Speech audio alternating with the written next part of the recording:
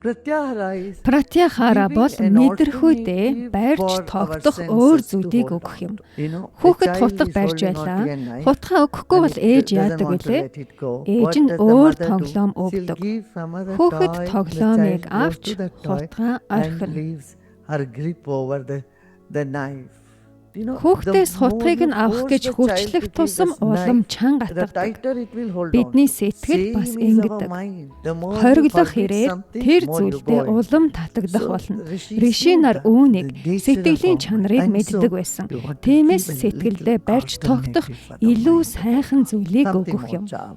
Swavishya samprayoge chitta swarupānukāra iva indriyanam pratyahara. Pratyahara сэтгэл объектд байдаггүй. Мэдрэхүй дотогш сэтгэл рүү эргэдэг.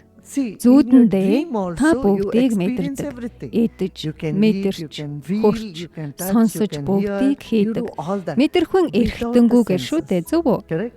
Бүх мэдрэхүй идэхгүй байдаг ч та бүгдийг мэдэрдэг. Объектууд зүүдэн доторч байгаа, зөвхөн гадна талд байдаггүй.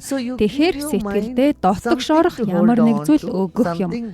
Маш хэлбэрээр сэтгэлийг дотогш оруулах зүйл бол pratyahara.